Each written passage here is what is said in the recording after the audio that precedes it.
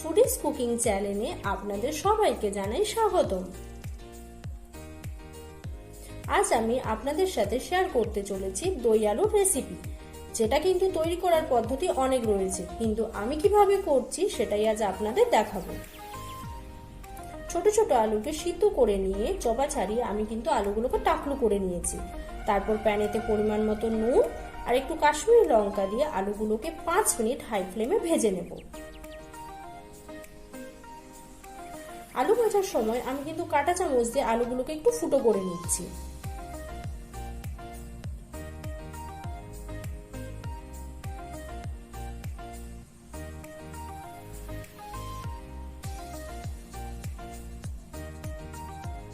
আমাদের আলু ভাজা তৈরি হয়ে গেছে। এরপর বাড়িতে বসানো দইতে পরিমাণ মতো নুন, কাশ্মীরি লঙ্কা, হলুদ গুঁড়ো, জিরে গুঁড়ো, ধনে গুঁড়ো দিয়ে ভালো করে মিশিয়ে নেব। আপনি কিন্তু চাইলে কেনা দইও ব্যবহার করতে পারেন।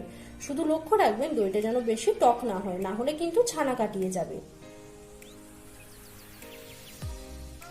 তারপর প্যানেতে তেল দিয়ে একটু পরিমাণ আদা দিয়ে সেটাকে একটু ভেজে নেব। তারপর কেটে রাখা টমেটো দিচ্ছি। টমেটো দেওয়ার সময় ঈষৎ পরিমাণে কিন্তু নুন দিলাম।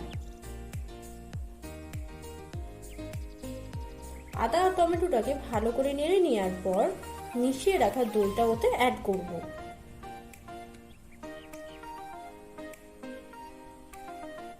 কিছু সময় ভালো করে সেটাকে নেড়ে নিচ্ছি।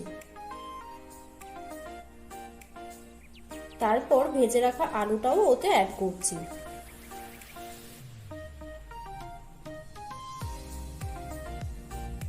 ভালো করে কিছু সময় নেড়ে নেওয়ার পর ওতে দিলাম একটু গরম মশলা আর একটু চাট মশলা। আপনি কিন্তু চাট মশলাটা না চাইলে নাও দিতে পারেন। তারপর তৈরি করব তড়কাটা কিন্তু খুব প্যানেতে তেল দিয়ে পরিমাণ মতো শুকনো লঙ্কা, গোটা জিরে, একটু পরিমাণে মেথি আর অল্প কালো সর্ষে ভালো করে ভেজে নেওয়ার পর তড়কাটাকে আলুতে দিয়ে দেব। ব্যাস, তড়কাটা দিয়ে দেওয়ার পর আমাদের তৈরি হয়ে গেল দই আলু।